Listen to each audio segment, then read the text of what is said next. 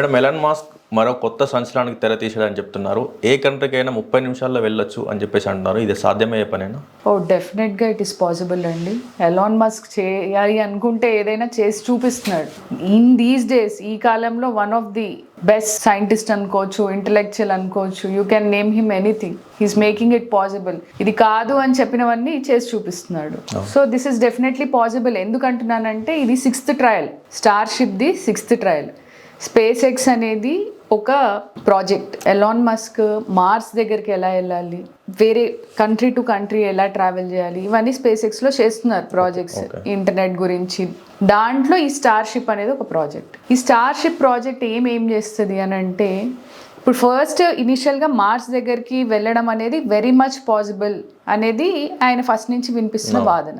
అది ప్రూవ్ చేయాలి అని అంటే ఫస్ట్ ఎర్త్ మీద డిఫరెంట్ ప్లేసెస్కి ఎంత ఫాస్ట్గా వెళ్ళగలము అనేది ప్రూవ్ చేస్తే దట్ ఈస్ ఆల్రెడీ ఇంకా నేను అది సక్సెస్ అయిపోయినట్టు అని చెప్పడానికే ఇది ఒక ప్రాజెక్ట్. అండ్ ఇది డెఫినెట్గా ఈ ఏవియేషన్ ఇండస్ట్రీకి ఒక పెద్ద ఛాలెంజ్ అనుకోవచ్చు. ఒక 10 స్టోరీడ్ బిల్డింగ్ ఎంత ఉంటుందో ఈ స్టార్షిప్ అంత హైట్ ఉంటుంది. దాంట్లో ఆల్మోస్ట్ 1000 మెంబర్స్ ట్రావెల్ చేయొచ్చు. ఓకే, ఇది ఎర్త్ నుంచి దూరంగా వెళ్తుంది. ఫస్ట్ ఎర్త్ ఆర్బిట్కి దూరంగా వెళ్తుంది. అట్లని స్పేస్లోకి వెళ్ళిపోదు, పూర్తిగా చీకట్లోకి వెళ్ళిపోకుండా ఎర్త్కి ఈక్వల్గా ట్రావెల్ చేసి మళ్ళీ అనుకున్న ప్లేస్లో మళ్ళీ వర్టికల్ ల్యాండింగ్ అవుతుంది. వర్టికల్ ల్యాండింగ్ అంటే నిటారుగా ల్యాండ్ అవుతుంది. సో ఈ ల్యాండింగ్ అనేది ఒక పెద్ద సమస్య అని ముందు నుంచి వస్తున్న ఒక ఆర్గ్యుమెంట్. ఇప్పుడు ఇది 6th టైం వాళ్ళు ఆ ల్యాండింగ్ అనేది ప్రాపర్గా అవుతుందా లేదా అని టెస్ట్ చేసి చూసారు, ఎక్స్పెరిమెంట్ చేసి చూసారు. నిన్న కూడా 6th ల్యాండింగ్ కూడా సక్సెస్ఫుల్గా అయింది. అది ప్రాపర్గా వచ్చి అక్కడే ల్యాండ్ అయింది. వాళ్ళు ఏదైతే స్పెసిఫైడ్ డెసిగ్నేటెడ్ ప్లేస్ ఉందో అక్కడికి వచ్చి ల్యాండ్ అయింది. అయితే ఏ ప్లేస్కైనా ట్రావెల్ చేయడానికి మ్యాక్సిమం, ఇప్పుడు లెటెస్ట్ సే యుఎస్ నుంచి ఆయన ఆపరేట్ చేస్తున్నాడు అనుకుందాం, అమెరికా నుంచి ఏ కంట్రీకైనా మ్యాక్సిమం 1 hour కన్నా ఎక్కువ పట్టదు అని చెప్తున్నారు.